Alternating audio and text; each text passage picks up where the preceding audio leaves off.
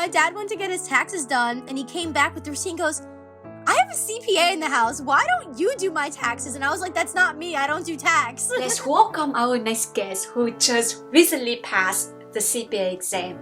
I'm Victoria. I'm from Easton, Pennsylvania. I went to school in Binghamton University. It's in upstate New York. I did my bachelor's in accounting, and I also got my MBA from there. I took the CPA during my grad school year. It was a 1-year program because my school did a 4+1. I did it in a 3+1, so I just had to do like 2 more semesters. They offer like different ways. I got it done in 1 year, had a cool senior year, and studied for the CPA. Now I currently work for Grant Thornton. I do risk advisory. I specifically test controls, so I do internal auditing. It's literally like in school, it's either like audit or tax, and I was like, I don't want to do either of those. And I found a little loophole and I went to internal audit. It's really cool. Very small little group of people. It's hard to like originally get into because it's not a popular career path, but I think it's interesting to do it with the inside stuff. I couldn't imagine working in audit busy season. How did you study for the CPA exam in general? Yeah, so I actually studied the same way for all 4, which kind of hurt me a little when I got to FAR because it's a beast. It's completely crazy compared to like audit and BEC.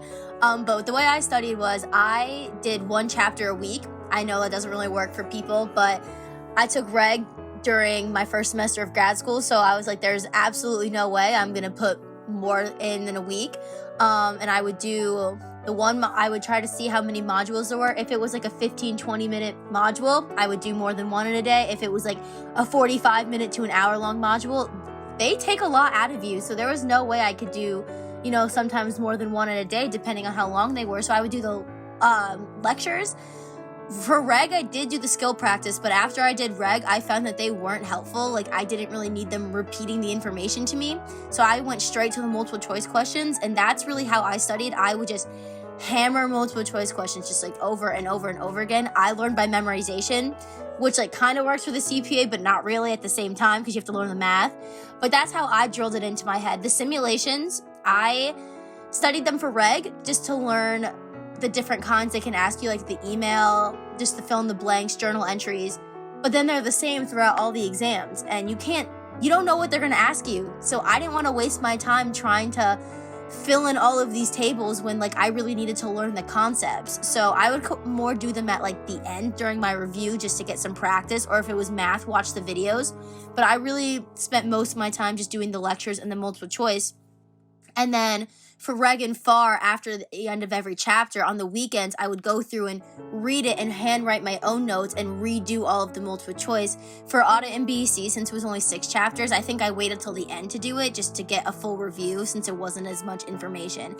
But I just kept doing it on my own, and writing my own notes was like the best thing that I could have done. I think I went through over 1,000 flashcards.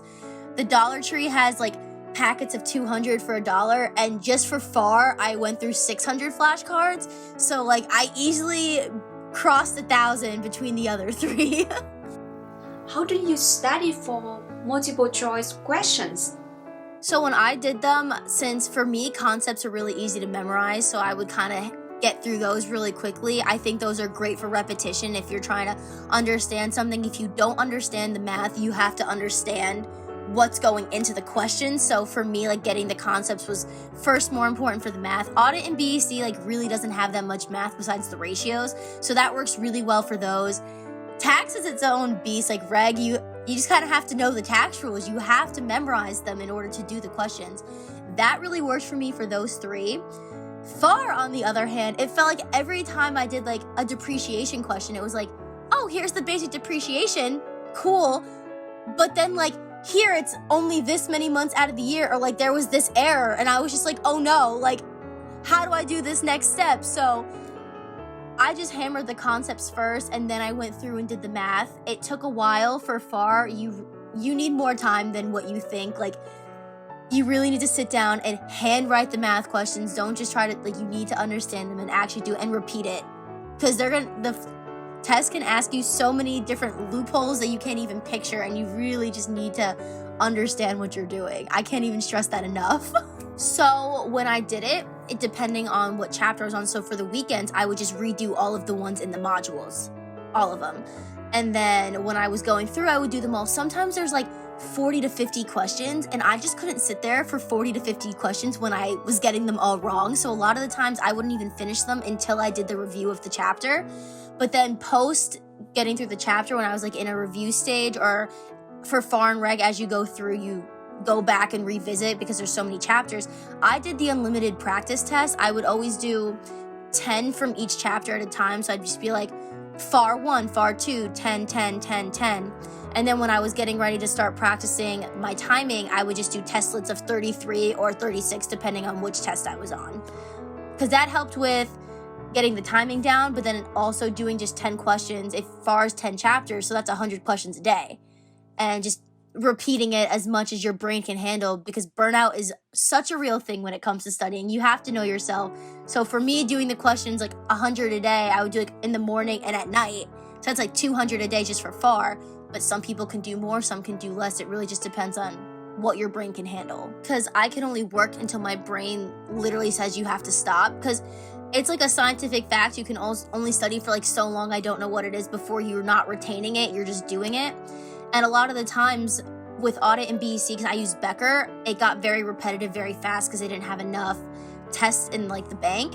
So I didn't want to be like, let me do questions for 2 hours right now and wind up really not benefiting myself. I would just be like, do I understand this?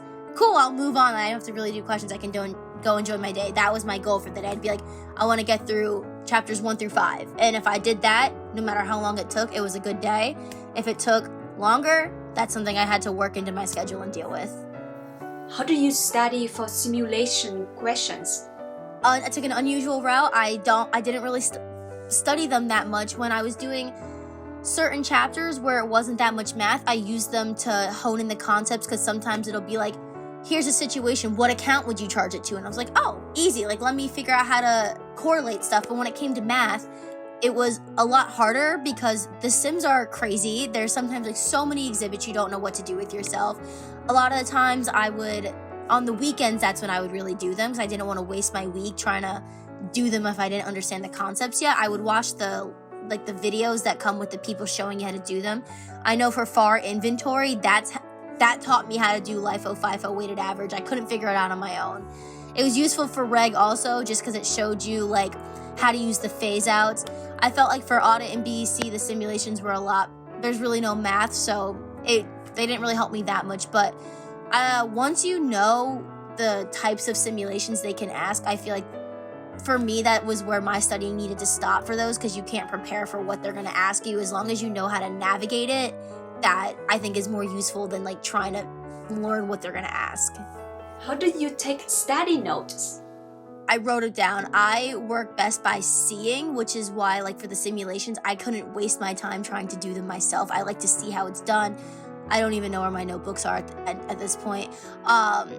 But I really would just go through. For Reg, it was a lot more because it was my first test. I didn't know how to study, but I would just write down definitions, formulas, and because like during the lectures, they write little like cheats and hints for you, and I would write those down. Anything I felt was important or that needed to be like memorized, I wrote that down. And it was just like notes you would take when you're in the class listening to a lecture on a PowerPoint, just like the bullets and the arrows and the numbers.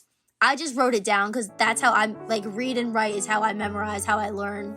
And it was really useful for me. The flashcards, I just like to write stuff down. So flashcards were just an easy way to continue writing stuff down.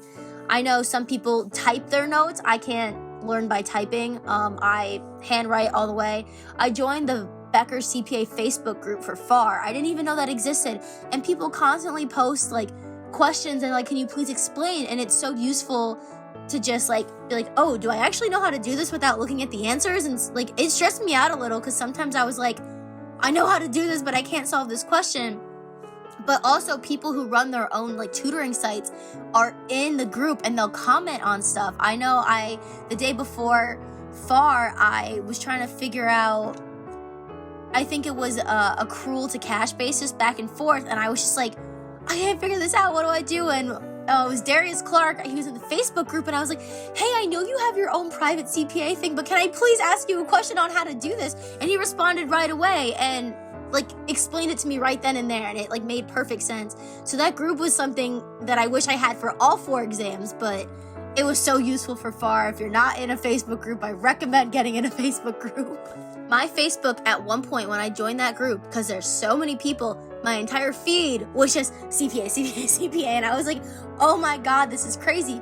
But people also make their own like PDFs of notes. They make like cheat sheets of how to explain stuff and they post them in there. So I know for like the week before FAR, for me, some girl posted a 45-page PDF of the entire book of her notes.